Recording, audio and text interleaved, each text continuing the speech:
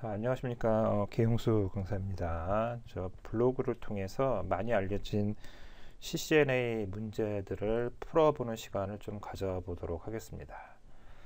자, 지금 문제를 보시면은 그림이 하나 주어져 있고 그 다음에 이렇게 질문을 하고 있죠.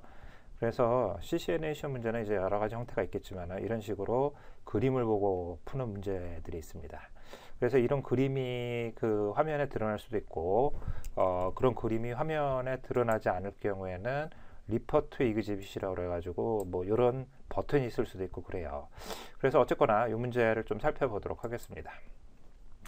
자, 이 문제는 라우터 1에서 show IP ARP 해가지고 ARP 정보를 보고 있습니다. 즉 이 라우터가 어떤 인터페이스에 어떠한 노드들이 살고 있는지, 그리고 노드로 하는 것은 이제 단말이죠. 그 다음에 그 노드의 IP들과 맥어드레스에 대한 정보들을 어떤 걸 알고 있는지 이제 확인하는 일종의 이제 ARP 캐시 정보를 보는 거죠. 자, 그리고 라우터 1에서 CYP ARP 해가지고 이제 정보들이 있고, 그 다음에 그림을 보시면은 데이터 프레임에서 이제 전달되는 트래픽에 대한 정보가 있는데 문제를 보죠. 자, what will router 1 do when receive the data frame shown에서 이 라우터 자체가 요 그림에서 보시면은 요 데이터 프레임을 받는 경우에 요 데이터 프레임이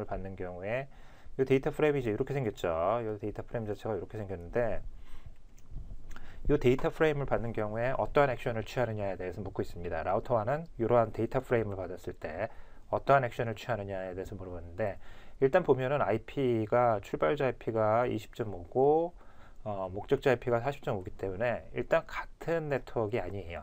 지금 봐서는 같은 네트워크가 아니기 때문에 다른 네트워크이기 때문에 이 라우터 입장에서는 라우팅을 해야 되죠. 소스 IP하고 데스티네이션 IP가 다른 네트워크이기 때문에. 그래서 기본적으로 IP는 OSI 7 레이어에서 레이어 3의 정보죠. IP 정보들은 데이터가 전달되는 과정에서 바뀌지가 않죠. 반면에 레이어 2, 즉 맥어드레스 정보들은 데이터가 전달되는 과정에서 바뀝니다.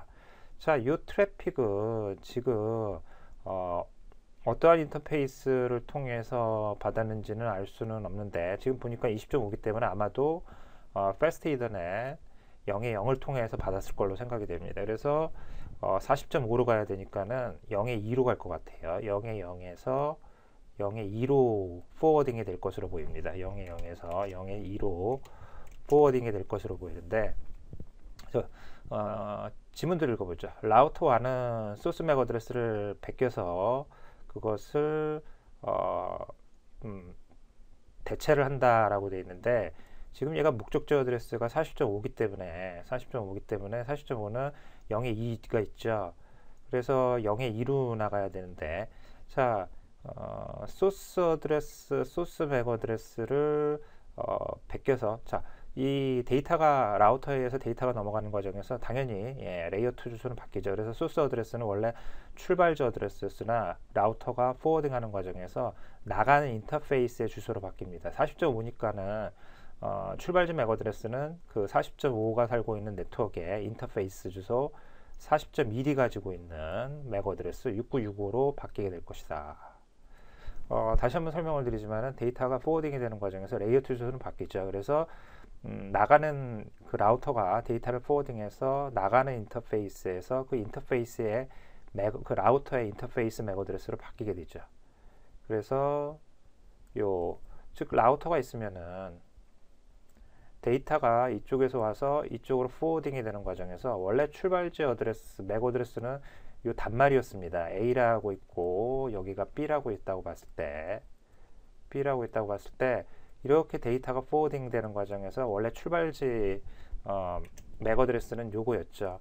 근데 이 라우터라는 녀석이 데이터를 포워딩하는 과정에서 IP 패킷을 포워딩하는 과정에서 포워딩에서 출발지 맥 어드레스가 요걸로 바뀌죠. 그래서 이것이 바로 이 주소가 되겠죠. 이 주소가 되기 때문에 바뀌게 되고, 그 다음에 IP가 바뀌지는 않죠. IP는 계속적으로 유지가 되는 거기 때문에 IP 자체는 바뀌지가 않습니다.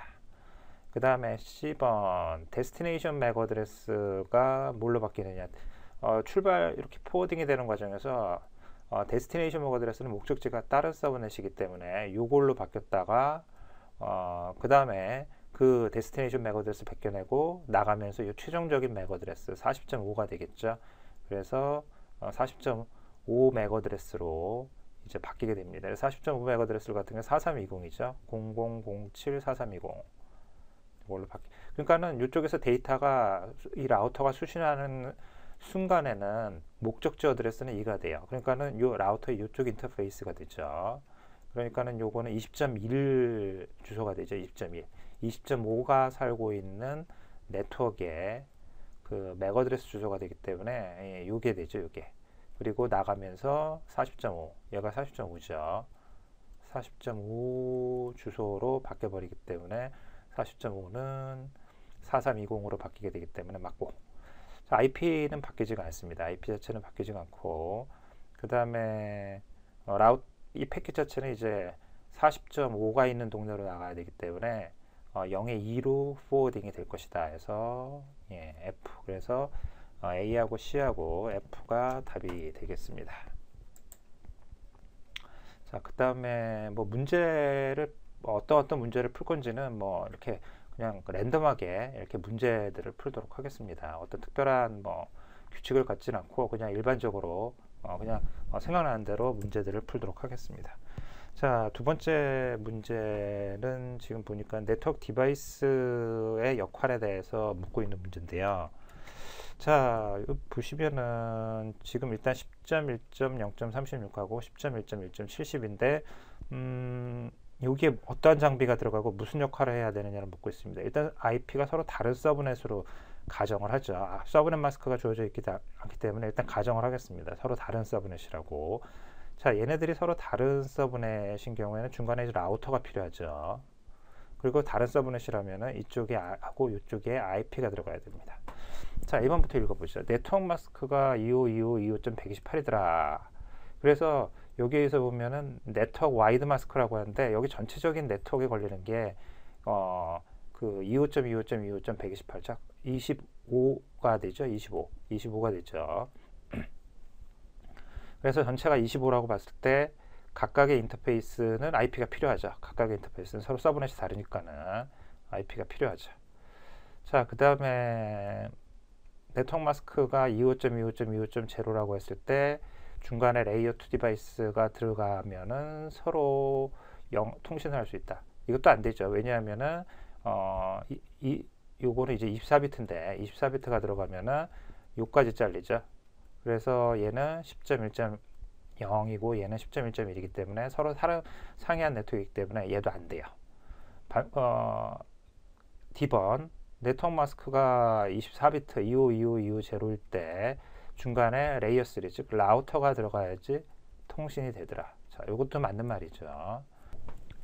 그 다음에 2번 같은 경우에는 네트워크 마스크가 25.25.240으로 되어 있기 때문에 얘는 이제 네트워크 2의 배수로 쪼개 있죠. 0, 2, 4, 6, 8 뭐 이런 식으로 쪼개지겠죠. 그래서 0하고 1은 같은 네트워크예요. 그래서 10.1.0하고 10.1.1은 서로 같은 네트워크이기 때문에 얘는 IP가 필요 없어요. L3 장비가 아니라 L2 장비여야 된다는 거죠. 그렇기 때문에 네트워크 마스크를 이렇게 쓰는 경우에 각각의 인터페이스는 IP가 필요하지 않다. 그래서 요거 2도 이제 답이 되겠습니다.